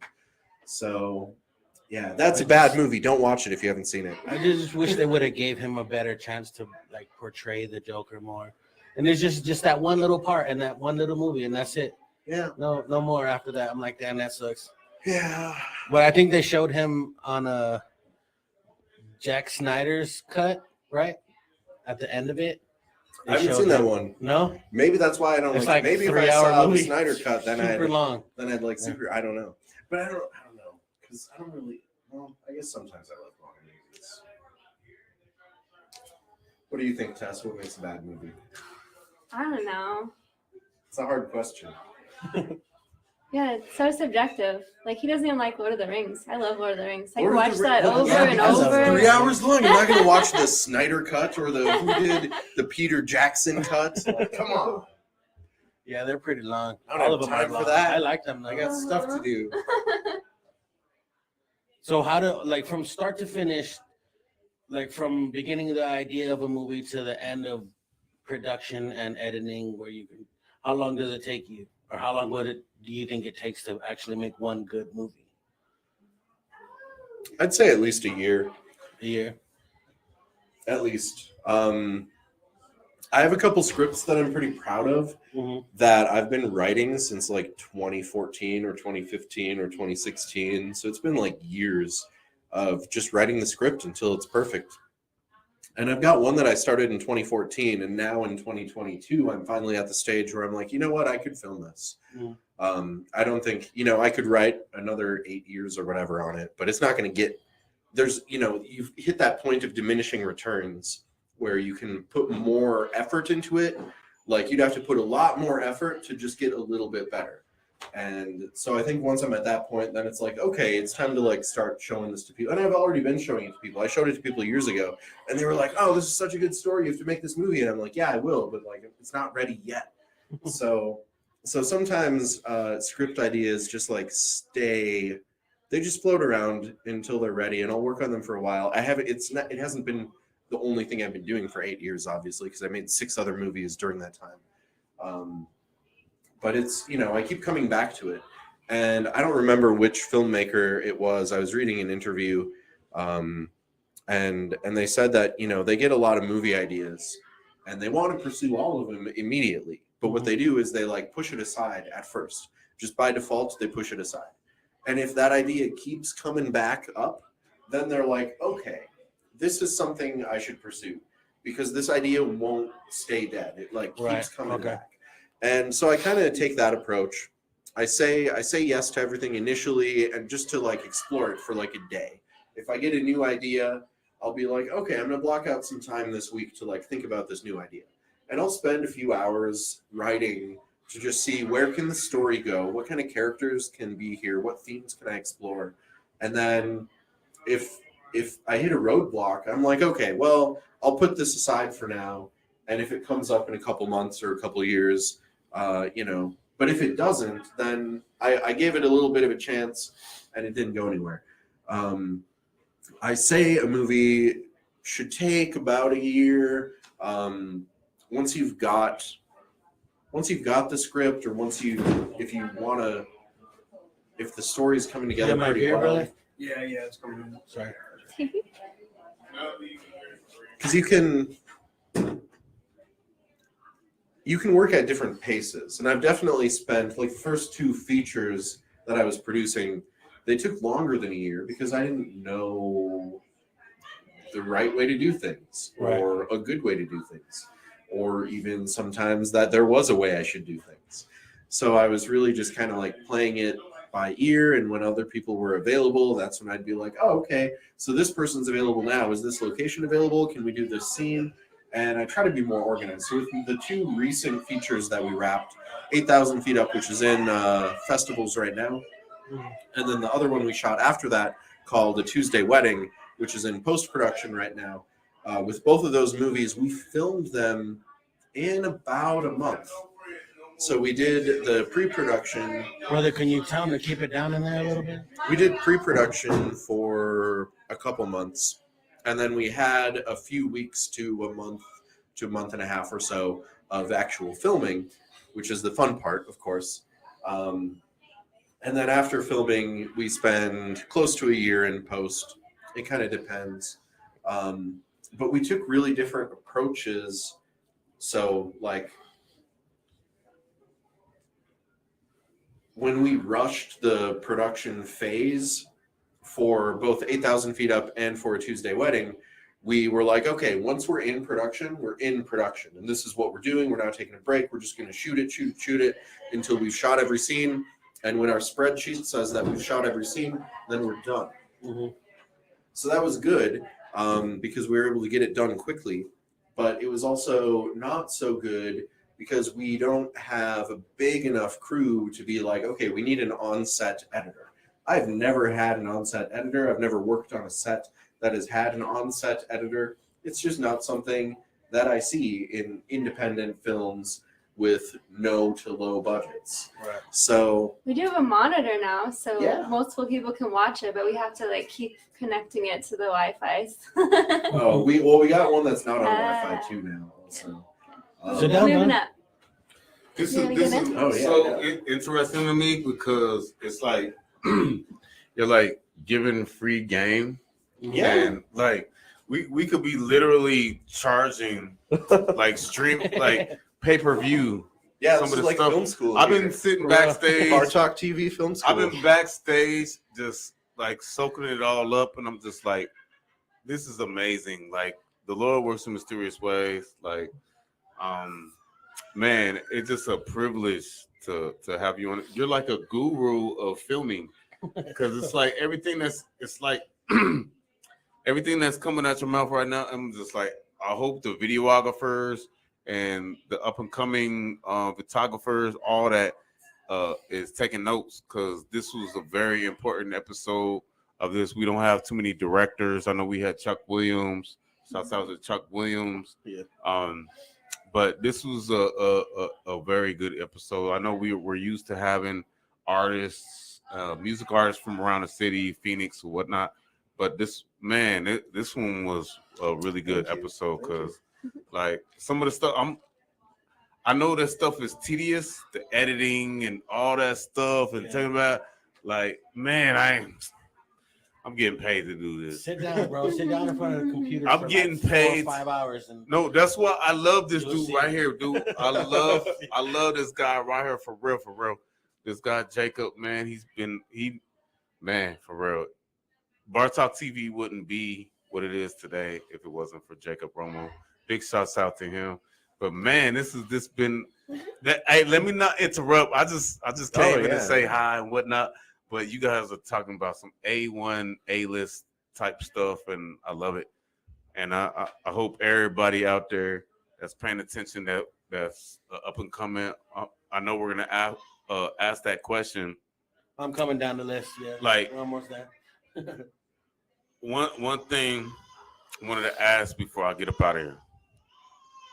Briefly, what are 3 things that you wish you knew at the beginning versus what you know now? Like, if you're able to talk to your old self and be like, boy, do this. How come you wasn't doing this in the past? Like, what is the 3, like, sum it up briefly. Yeah, like specific to filmmaking or life in general?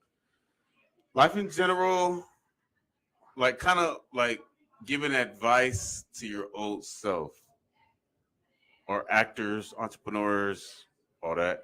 I know that's one of our biggest questions. Go ahead. You could ask them. But What is your advice to people that are tuning in right now, our audience right now? I know it says whatever right there. That's not the real oh no, that's not time. You're gonna see that at the end. We're gonna have way more than that. But what advice would you give to your old self and the viewers out there that's up and coming entrepreneurs, filmers, directors, actors, or whatnot?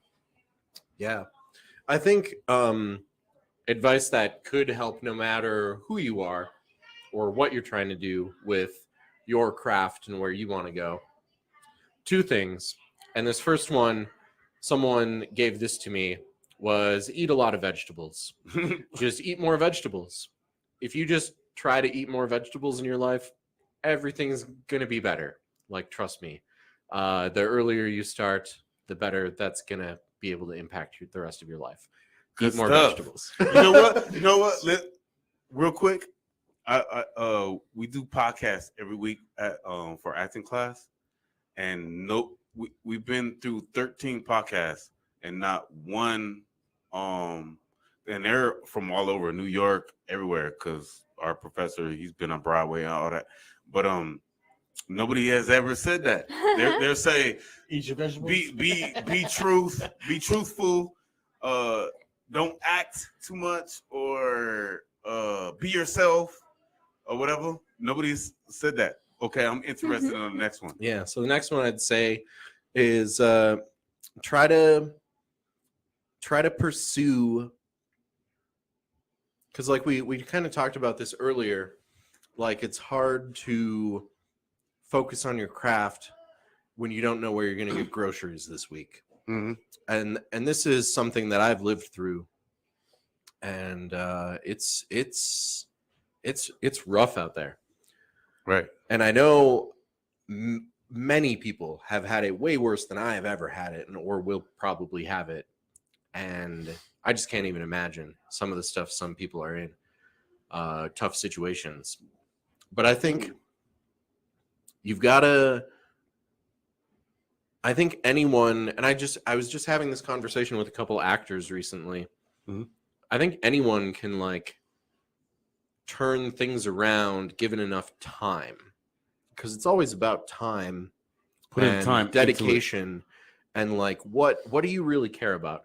And one piece of advice, I think actually a therapist gave it to me, one of those free therapists who's like they're at the University of Phoenix and they're like want to be a therapist, but they have to get X number of hours, like clinical hours with patients before they can graduate. So I did one of those, and my student therapist was like, identify what are the most important things in your life this month, at this moment. Not so like, there's no wrong answer, just for you right now, what are the 3 most important things in your life? And try, just for the next month or 2 months or week, however you feel comfortable, try to only say yes to things that pursue, like that directly pursue whatever those 3 things are. And don't get distracted, because it's hard. And I mean, Tess gives me shit about this all the time, because anyone pitches an idea to me. Yeah, anyone pitches an idea to me, they're like, "Oh, Vi, you film stuff, right? What if you did this?" I always want to say yes. I'm always Don't like, be a yeah, yes man. Don't be a yes man. Don't be a yes man. So you gotta put yourself first, because it's very unlikely that other people are putting you first, because everyone else is in the same boat and they're all putting themselves first too. And you've got to take care of yourself, and you've got to make sure that you're on track with pursuing your goals, no matter what that is. Amen. And what are the 3 most important things right now? And if you don't have rent this month, make that a priority before like bills, helping out on someone's movie. But if you're constantly looking for work as an actor, say whether it be LA, voiceovers, what have you. Of course, rent is due, but if they say,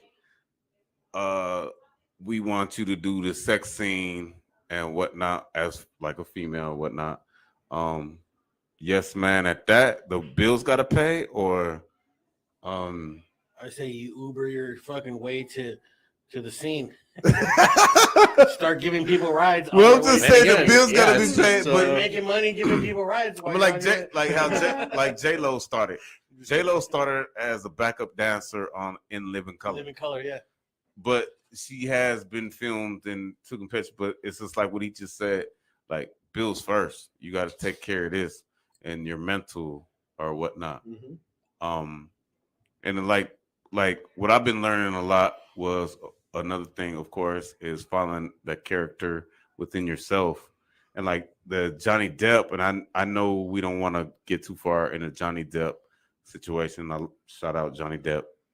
But your mental is priority one. Yeah. For sure.